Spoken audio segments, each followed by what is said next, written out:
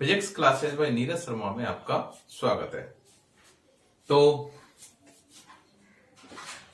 आज हम बात करने जा रहे हैं, वही चैप्टर नंबर 5 चल रहा है अपना,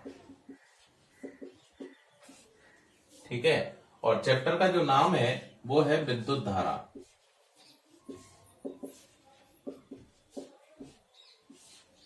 ठीक।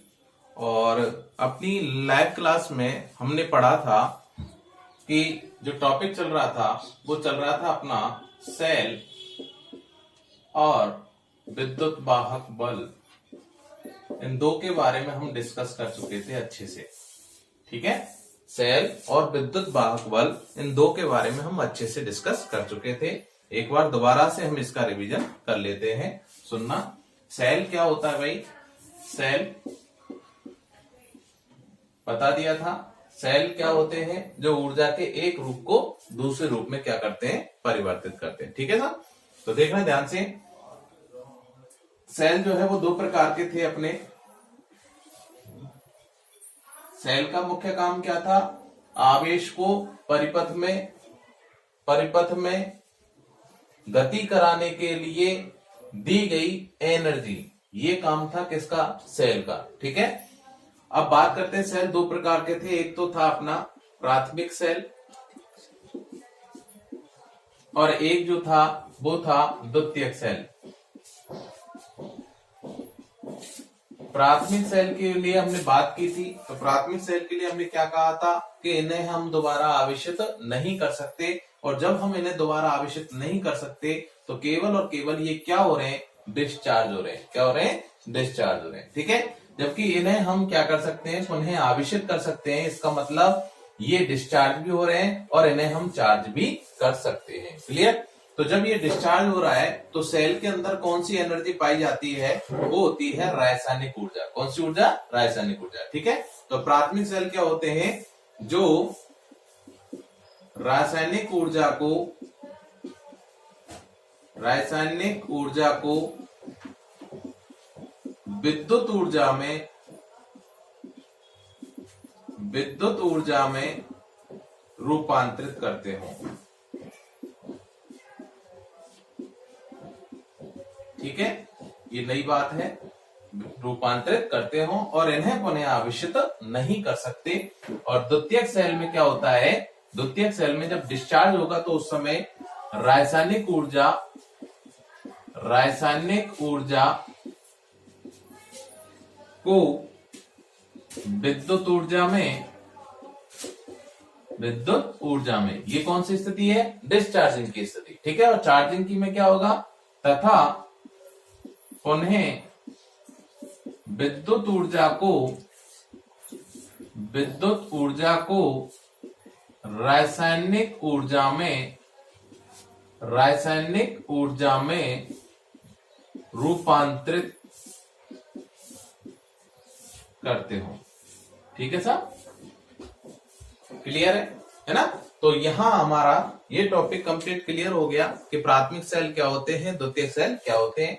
प्राथमिक सेल के हमने उदाहरण भी पढ़ लिए थे, जैसे शुष्क सेल होता है, लेक्लांसी सेल होता है। ये सारे सेल जो है वो कौन से सेल कहलाएंगे? प्राथमिक सेल कहलाएंगे। और द्वितीयक सेल जो होता है अपना कौन सा होता है? सीसा संचायक सेल होता है, ठीक है। जैसे कौन सा सीसा संचायक सेल? जैसे बैटरा, है ना।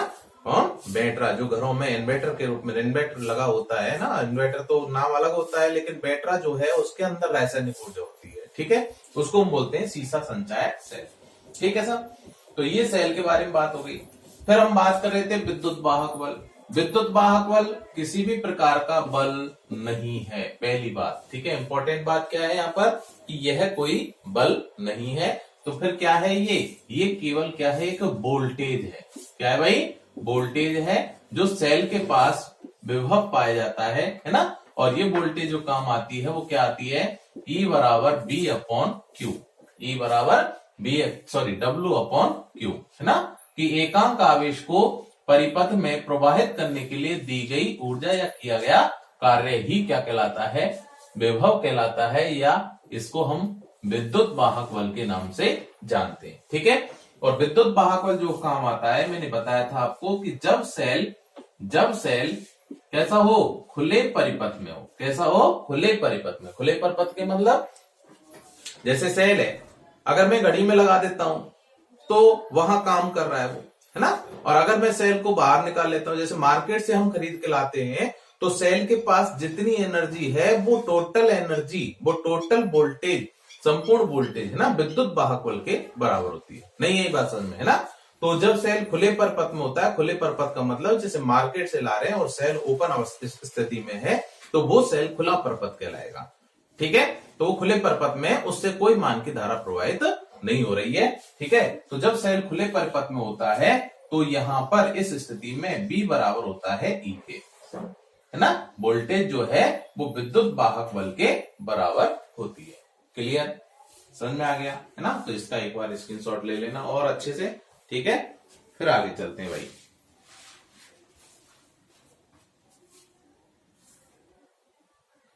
हाँ जी, ठीक है साहब, चलो आगे चलते हैं।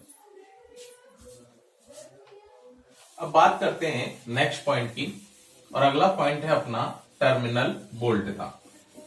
अगला पॉइंट है टर्मिनल वोल्ट का।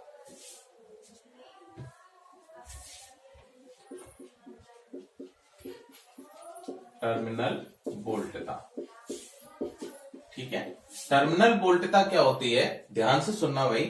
तो मैंने क्या बोला था अभी थोड़ी देर पहले कि जब सेल खुले परिपथ में होता है, खुले परिपथ में होता है, तो उस समय इन दोनों सिरों पर जो उत्पन्न विभवांतर होगा, विभवांतर होगा, वो पूरा विभवांतर बराबर होता है किसके, विद्युत वाहक बल के। ठीक है, और जब मैं ये कहूं कि अगर मैं इसको किसी बंद परिपथ में अगर कर देता हूं, यानी इसके साथ में अगर मैं कोई प्रतिरोध जोड़ दिया इस प्रकार, तो ये परिपथ कहलाएगा बंद परिपथ। क्या कहलाएगा, बंद परिपथ कहलाएगा। और इस बंद परिपथ के दौरान यहां पर जो इस प्रतिरोध के सिरों पर जो उत्पन्न विभवांतर होगा, तो उस स्थिति में ये विभवांतर कहलाएगा टर्मिनल वोल्टता।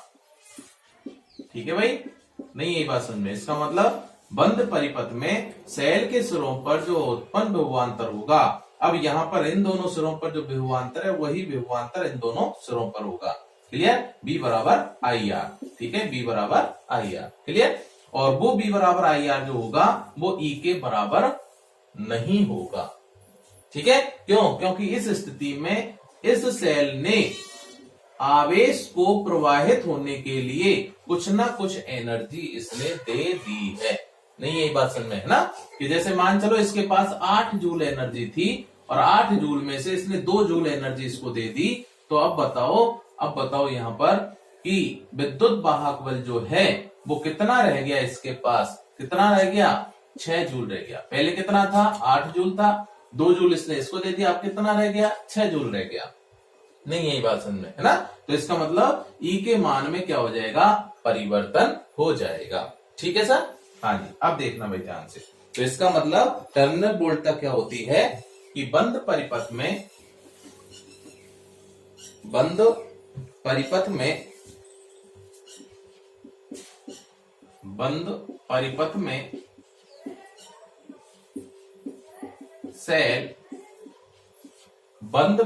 में सेल के सिरों पर उत्पन्न विभवांतर, सेल के सिरों पर उत्पन्न विभवांतर,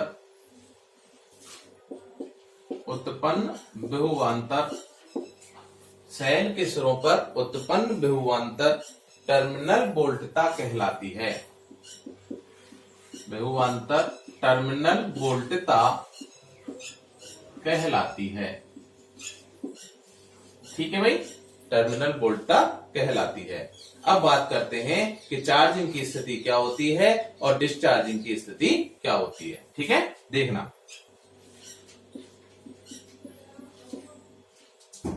हमेशा ध्यान रखना। जैसे मान चलो यहां पर हमने इसका आंतरिक प्रतिरोध, देखो सेल का आंतरिक प्रतिरोध होता है, इसके बारे में हम थोड़ा आगे पढ़ेंगे, है ना। तो आंतरिक प्रतिरोध क्या होता है कि इसके अंदर भी धारा प्रवाहित होती है, और मैंने बताया था सेल के अंदर जो धारा का प्रवाह होता है वो किधर से किधर होता है, माइनस से प्लस की ओर होता है। ठीक है, अंदर तो जब माइनस से प्लस की ओर आवेश का प्रवाह होगा तो उस मार्ग में भी क्या आएंगी, रुकावट आएंगी। आयन स्थिर आयनों के कारण रुकावट आती है, तो उस प्रतिरोध को हम, उस रुकावट को हम क्या कहते हैं, आंतरिक प्रतिरोध कहते हैं। ठीक है, और आंतरिक प्रतिरोध को जब किसी परिपथ में लगाया जाता है तो उस स्थिति में आंतरिक प्रतिरोध को हमेशा सेल के श्रेणी क्रम में लगाया जाता है। किस क्रम में लगाया जाता है, श्रेणी क्रम में लगाया जाता है, और प्रतीक जो होता है इसका स्मॉल आर से व्यक्त किया जाता है। ठीक है भाई, हाँ जी। अब देखना, अब इस सेल में धारा प्रवाहित हो रही है, धारा प्रवाहित आई मान की हो रही है। अब जब धारा आई मान की प्रवाहित हो रही है, इसका मतलब है कि अब यहां पर सेल जो है वो कैसी अवस्था में हो गया, बंद परिपथ में हो गया। कैसी अवस्था में, बंद परिपथ में हो गया। ठीक है, तो ये कहलाता है बंद परिपथ। ठीक है, और जब धारा प्रवाहित नहीं दिखा रहे थे हम, तो ये परिपथ कैसा कहला रहा था, खुला परिपथ कहला रहा था। ठीक है, तो ये है बंद परिपथ। अब ये बंद परिपथ हो गया, तो अब इसके सिरों पर विभवांतर कितना होगा ये हमें देखना है। ठीक है भाई, अब इसके सिरों पर जो विभवांतर है उसका मान कितना है ये हम यहां पर डिस्कस करेंगे। अब देखना, पहले ये देखो यहां पर कि ये सेल जो है वो चार्ज की अवस्था में है या डिस्चार्जिंग की अवस्था में, बताओ। देखो, धारा जो बह रही है वो सेल से बह रही है या सेल के अंदर जा रही है। परिपथ में धारा का प्रवाह किधर से किधर होता है, प्लस से माइनस होता है। किधर से किधर होता है, प्लस से माइनस। अब यहां देखना, इस प्लस से देखो धारा निकल रही है, प्लस से धारा निकल रही है। इसका मतलब धारा जो प्रवाहित हो रही है वो किससे हो रही है, सेल से हो रही है। किससे हो रही है, सेल से। ठीक है, दूसरा परिपथ और बनाते हैं हम, क्लियर हो जाएगा। प्लस माइनस आंतरिक प्रतिरोध, ये हो गया। अब देखो धारा इस प्रकार है। ठीक है भाई, ये इसका विद्युत भागफल, ये आंतरिक प्रतिरोध। ठीक है, अब देखना यहां पर धारा का प्रवाह जो है वो किधर से किधर हो रहा है, ये ए पॉइंट मान लेते हैं और ये बी पॉइंट, ऐसे ये ए पॉइंट है और ये बी पॉइंट है। ठीक है, अब देखना धारा, देखो धारा ये प्लस से रहा है, तो क्या देखना धारा का प्रवाह प्लस से माइनस हो रहा है क्या, नहीं हो रहा है ना। इसका मतलब इस सेल को बाहर से धारा मिल रही है, बाहर से धारा आ रही है, नहीं, ये बात समझ में है ना। तो बाह्य स्रोत से इस सेल को क्या प्राप्त हो रही है, धारा प्राप्त हो रही है। इसका मतलब ऐसी स्थिति में सेल जो है वो कौन सी अवस्था में है, चार्जिंग या डिस्चार्जिंग, चार्जिंग की अवस्था। और ये अवस्था क्या कहलाएगी, डिस्चार्जिंग। क्यों, सेल से धारा बह रही है, इसका मतलब सेल डिस्चार्ज हो रहा है, और सेल में धारा जा रही है, इसका मतलब सेल चार्ज हो रहा है। ठीक है, तो ये अवस्था कहलाती है, ये भी बंद परिपथ है, क्यों, धारा प्रवाहित है, बंद परिपथ। ठीक, तो ये अवस्था कहलाती है चार्जिंग की अवस्था। मैं लिख देता हूं, मैं सॉरी, डिस्चार्जिंग, डिस्चार्जिंग, डिस्चार्जिंग। ठीक है, और ये कहलाता है चार्जिंग। तो चार्जिंग में और डिस्चार्जिंग में क्या अंतर है वो सुनना भाई ध्यान से। तो चार्जिंग की अवस्था में इस दोनों सिरों पर आरोपित विभवांतर बी, इसी को हम कहते हैं टर्मिनल वोल्टता। टर्मिनल वोल्टता बी बराबर क्या होगा, बी बराबर क्या होगा, तो याद करो मैंने क्या बताया था आपको, मैंने ये बोला था कि किरचॉफ का हमने द्वितीय नियम, ठीक है, द्वितीय नियम के बारे में हमने बात की थी और करेंगे, आगे भी बात करेंगे। तो क्या बताया था, किरचॉफ का द्वितीय नियम याद करो, एक क्वेश्चन कराया था मैंने घन वाला, उसमें मैंने बताया था आपको कि B बराबर होता है IR। तो समेशन B का मतलब सारे वोल्टेजों को हम एक तरफ जोड़ेंगे और IR को हम एक तरफ जोड़ेंगे। ठीक है, वोल्टेजों को हम एक तरफ और IR का जो गुणज है वो हम दूसरी तरफ जोड़ेंगे बराबर में। ठीक है, तो देखना ध्यान से, तो B बराबर, अब यहां पर इस B का मान कितना है, सेल जो है वो चार्जिंग की अवस्था में है या डिस्चार्जिंग की अवस्था में, ये देखो कैसी अवस्था में, डिस्चार्ज हो रहा है। इसका मतलब विद्युत भागफल में क्या हो रही है, कमी हो रही है। विद्युत भागफल तो उतना ही है ना, लेकिन वो विद्युत भागफल टर्मिनल वोल्टता के बराबर है जब चार्ज है, सॉरी जब सेल खुले परिपथ में होगा, उस स्थिति में B बराबर E के होगा। लेकिन अब यहां पर मैं क्या कह रहा हूं, B का मान कितना होगा वो निकालना है मुझे। तो B का मान कितना होगा वो देखना कि E, ठीक, अब E के मान में क्या हो रही है, देखो E का मान तो उतना ही है, लेकिन B बराबर E होता है कब, जब खुला परिपथ होता है। ठीक, अब इसके मान में कमी, कितना मान दिया इसने, तो धारा कितनी प्रवाहित हो रही है, आई मान की। और किसके कारण कमी होगी, प्रतिरोध के कारण। क्यों, प्रतिरोध ही तो रुकावट पैदा करता है, प्रतिरोध के कारण ही तो, ठीक है, वोल्टेज में क्या होती है, कमी होती है ना। तो देखना ध्यान से, I इंटू आर, ये क्या हो गई, वोल्टेज हो गई, ये लो साहब, ठीक है भाई, I इंटू आर क्या हो गई, वोल्टेज हो गई। अब देखना कि E का मान घटेगा या बढ़ेगा, ये देखो तुम, बोलो E का मान में कमी होगी या वृद्धि होगी। देखो, तो टर्मिनल वोल्टता जो आएगी वो घट के आएगी या बढ़ के आएगी, तो लगातार इसके मान में क्या होगी, कमी होगी। क्यों, डिस्चार्ज हो रहा है, डिस्चार्ज हो रहा है, इसका मतलब E माइनस आई आर, ठीक है। तो टर्मिनल वोल्टता जो होगी वो क्या होगी, E minus I into R होगी, ठीक सर।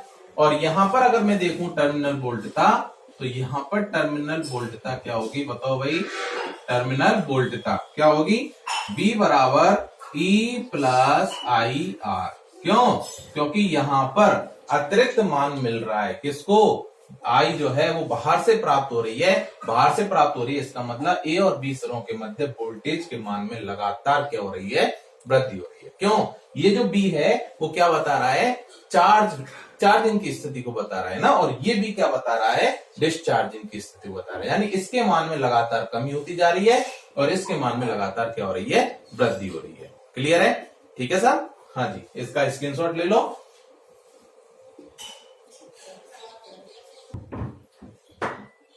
हाँ जी, तो देखना भाई ध्यान से, ले लिया होगा स्क्रीनशॉट।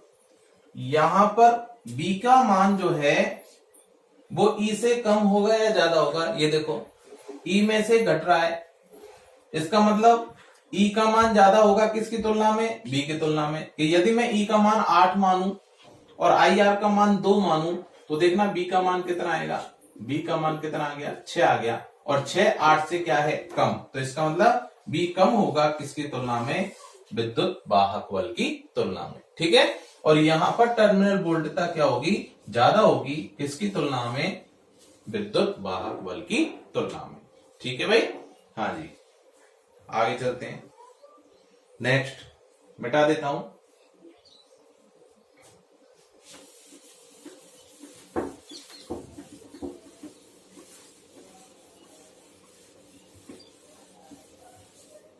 बात करते हैं आंतरिक प्रतिरोध की। आंतरिक प्रतिरोध,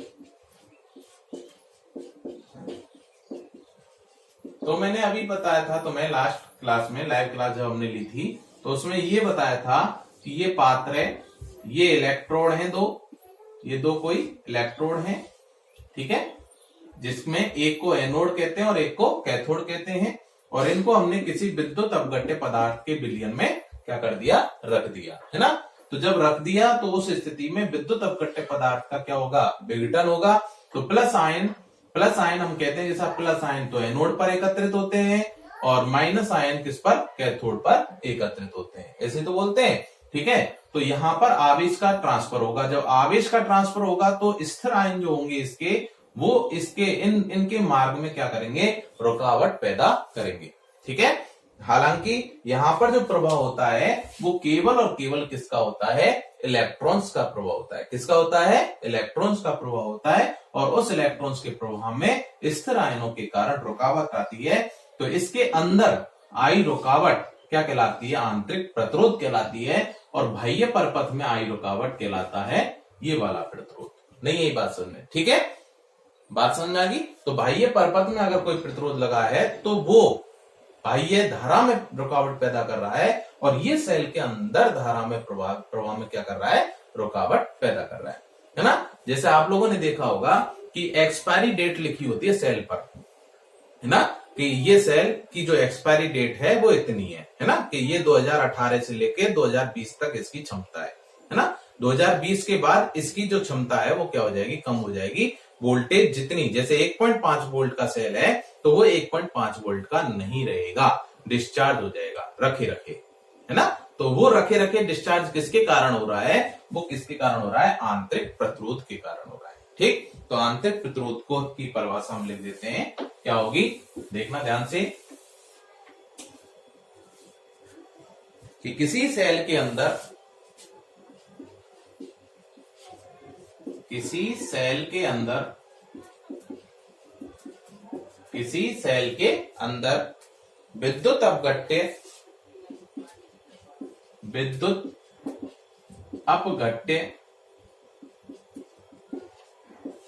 आयनों के कारण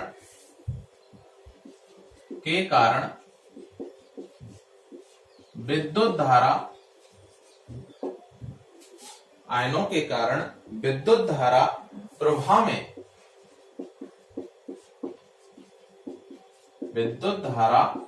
में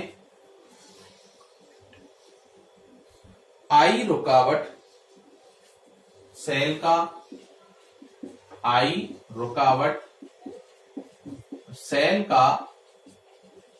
आंतरिक प्रतिरोध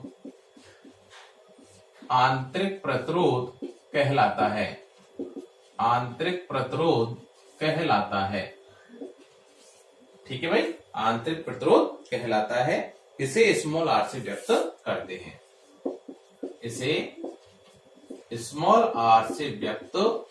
हैं, ठीक है भाई। और एक चीज और इंपॉर्टेंट मैंने अभी बताई थी कि इसे हमेशा सेल के किस क्रम में जोड़ा जाता है, परिपथ में श्रेणी क्रम में जोड़ा जाता है। ठीक है, तो आंतरिक प्रतिरोध को दर्शाया जाता है। ठीक है, दर्शाया जाता है ना। तो आंतरिक प्रतिरोध को हमेशा सेल के श्रेणी क्रम में दर्शाया जाता है। ठीक है भाई, श्रेणी क्रम में दर्शाया जाता है। क्लियर? ठीक है भाई, कैसे दर्शाया जाता है तो वो हम बता देते हैं कि प्लस माइनस ये सेल हो गया और ये हो गया आंतरिक प्रतिरोध स्मॉल r। ठीक है भाई, और इस सेल का विद्युत पावरफुल हो गया E। ठीक, तो ये हो गई अपनी आंतरिक प्रतिरोध की परिभाषा। ठीक है भाई, हाँ जी, स्क्रीनशॉट ले लो इसका। हाँ जी, मिटा देता हूं। एक आध क्वेश्चन देख लेते हैं इस पर आधारित। देखना भाई ध्यान से। जैसे ये परपथ है,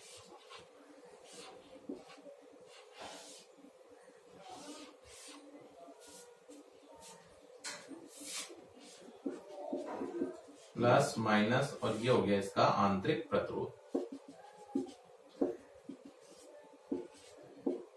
R, कैपिटल R, A और B। पहले तो ये देखो कैसा है, ये खुला परिपथ है या बंद परिपथ है। देखो ध्यान से, दोनों सिरे खुले हुए हैं, ओपन है। अब बताओ ये बंद परिपथ है या खुला परिपथ है? क्या R में से, कैपिटल R में से धारा का प्रवाह होगा? देखो ध्यान से, जब मैंने यहां से तार को हटा दिया तो बताओ अब इसमें करंट बहेगी क्या? बोलो, बहेगी क्या? नहीं बहेगी, है ना। कि मैं क्या कह रहा हूं, जैसे मान चलो यहां बल्ब लगा दिया मैंने, है ना, और तार को बीच में से काट दिया। ठीक है, चाहे सेल लगा रखा है मैंने, लेकिन तार को अगर काट दिया तो इस प्रतिरोध का एक सिरा तो इस सिरे से जुड़ा हुआ है, लेकिन दूसरा सिरा दूसरे सिरे से जुड़ रहा है क्या? नहीं जुड़ रहा। तो क्या ये काम करेगा?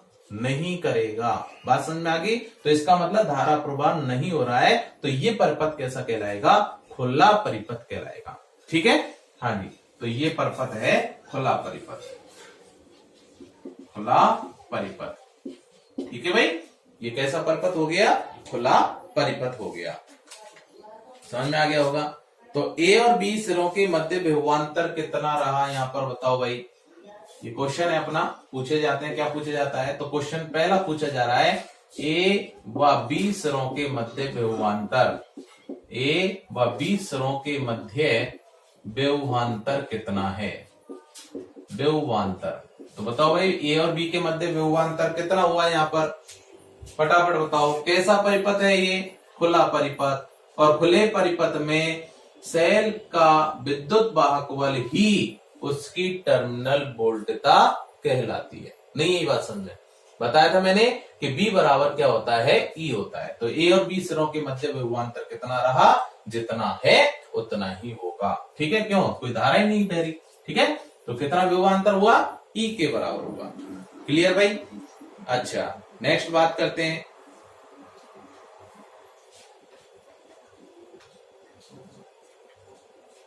ये दो सिरे और मान लेते हैं। ये मान लिया मैंने C है और इस प्रतिरोध के इस सिरों पर मान लिया मैंने D है। ठीक है, अब बताओ दूसरा क्वेश्चन है कि C व D सिरों के मध्य विभवांतर, C व D सिरों के मध्य विभवांतर कितना होगा। विभवांतर बताओ भाई, कितना विभवांतर होगा। R प्रतिरोध है, इसका R प्रतिरोध है, तो ओम के नियम से विभवांतर होता है B बराबर IR। क्या होता है, B बराबर IR। I कितनी है बताओ, इसमें कितनी है, इसमें I विद्युत धारा कितनी है इसके अंदर। अरे खुला परिपथ है, विद्युत धारा बताओ कितना होगा, कितनी होगी विद्युत धारा, है क्या, पहले ये देखो, नहीं है, तो इसका मतलब विद्युत धारा का मान कितना, 0। कितना है, 0। और जब विद्युत धारा 0 तो B बराबर 0 इंटू R कितनी होगा बताओ, विभवांतर कितना हो गया, 0 हो गया। इसका मतलब C और D सिरों के मध्य विभवांतर कितना रहा, 0 रहा। अरे क्लियर, ठीक है। अच्छा, नेक्स्ट, A और B के मध्य अधिकतम मान की धारा कितनी रही। ठीक है, तीसरा पॉइंट, A व B सिरों के मध्य अधिकतम मान की धारा, अधिकतम मान की धारा। तो देखो अधिकतम मान की धारा कहां होगी, बाह्य परिपथ में धारा का प्रवाह है क्या, पहले देखो बाह्य परिपथ में धारा का प्रवाह है क्या, नहीं है। लेकिन सेल के अंदर धारा प्रवाहित है या नहीं है, वो तो है। क्यों, क्योंकि प्लस और माइनस दो इलेक्ट्रोड है। ठीक है, और इलेक्ट्रॉनों के बीच आवेश का प्रवाह हो रहा है, तो इसके अंदर तो धारा है। अब वो अधिकतम मान की धारा कितनी होगी, तो I मैक्सिमम बराबर क्या होगा, I बराबर B अपॉन R होता है। अरे ये तो होता है, तो B कितना है यहां पर, E के बराबर, और R कितना है, स्मॉल r के बराबर। नहीं, यही बात समझे। ठीक है, तो I मैक्सिमम होगा B upon R। B upon R होता है ओम के नियम से, और B किसके बराबर है, विद्युत वाहक बल के बराबर। और R कौन है यहाँ पर, आंतरिक प्रतिरोध, जो सेल के अंदर काम कर रहा है। ठीक है सर, समझ में आ गया होगा अच्छे से। खुला परिपथ, बाह्य परिपथ में कोई मान की धारा नहीं, तो R के सिरों पर विभवांतर 0। ठीक है, और A और B सिरों के बीच, A और B का मतलब इन दोनों सिरों के बीच विभवांतर विद्युत वाहक बल के बराबर होगा, E के बराबर होगा। और A और B सिरों के बीच जो धारा है अधिकतम मान की, वो होगी E अपॉन R। ठीक है भाई, समझ में आ गया होगा अच्छे से, है ना। तो बहुत अच्छा क्वेश्चन है, बड़े ध्यान से देखना है इसको। ठीक है, और इस पर आधारित क्वेश्चंस भी आप लोग खुद सॉल्व करना। ठीक, इसका स्क्रीनशॉट ले लो।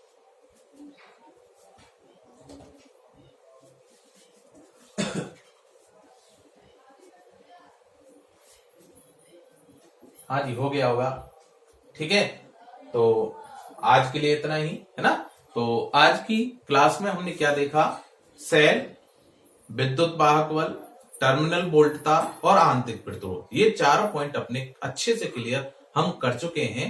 ठीक है, और आगे जैसे जैसे टॉपिक अपने बढ़ते हैं, वैसे वैसे हम यहाँ पर इसके बारे में और ज्यादा गहराई से यहाँ पर अध्ययन करेंगे। ठीक है भाई, तो आज के लिए इतना ही, बाकी मिलते हैं नेक्स्ट क्लास के अंदर। धन्यवाद।